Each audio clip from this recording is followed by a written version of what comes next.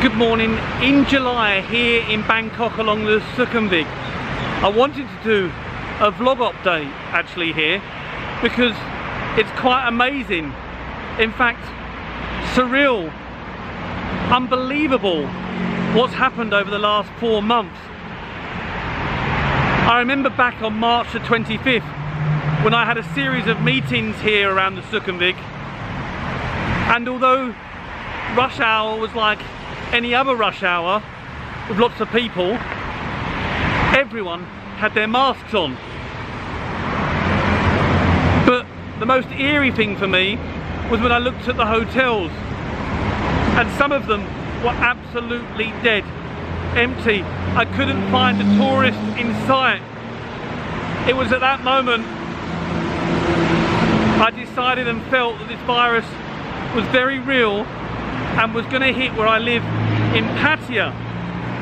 Now, it turned out it didn't, but the lockdown was significant and tragic, and it continues to be today. So I just wanted to bring my camera here, flip it round, and give you an insight as to what life looks like in July 2020 in Bangkok. So I'm just walking past Sukhumvit Soi 15, so you can place where I am on the Sukhumvit, and I've intentionally come out early morning. It's about 8:15, so just as people are starting to set to work, because I didn't want to show a fake reality of absolute scarcity and emptiness, because people still have to come to work. It's just the absence of tourists. And if you remember the well-lauded statistic that was doing the rounds over the last couple of years, Bangkok by all accounts is the #1 tourist destination in the world. So that just gives some gravitas to what you're seeing now when we walk down these streets. For anyone that doesn't feel there's a new normal, just look at the masks. Just look at the lack of tourists. Here, where Boots was, you've normally got little street traders. They're not here anymore.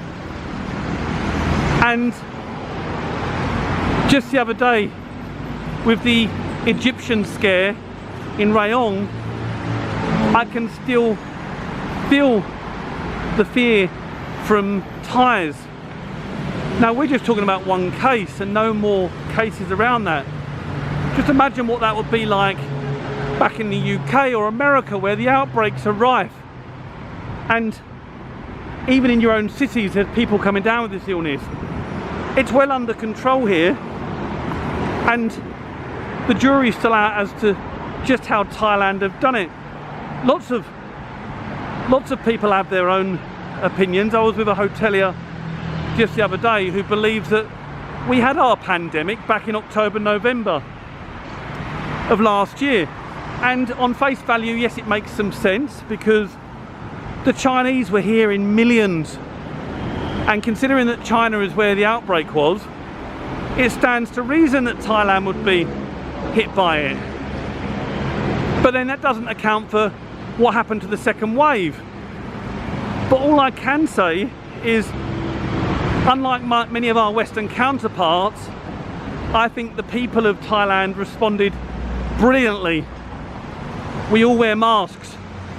We all sanitize in and out of stores. We did that from the off. Social distancing is quite common because, you know, we wire here, we don't shake hands.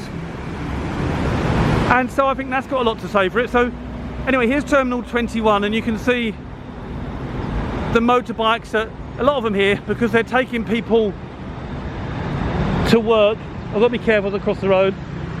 I mean, we're still yet to hit proper rush hour, so it is early, but I've got meetings at 9, so I had to set foot. It's Terminal 21. It's not open yet, but if I just get closer, I want to at least show you how they're managing it. So they will video people There's temperature checks.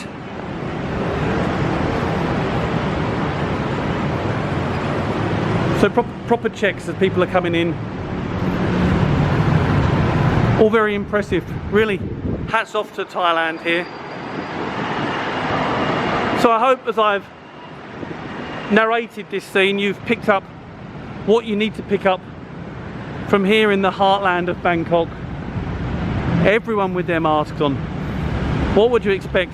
Really, I'd be keen to know what it's like in London with people going to work, because one suspects, with everyone crying out, oh, my civil rights, ludicrous really, the health of the world comes first. Stop with these conspiracy theories. This country's on top of the disease, unlike others.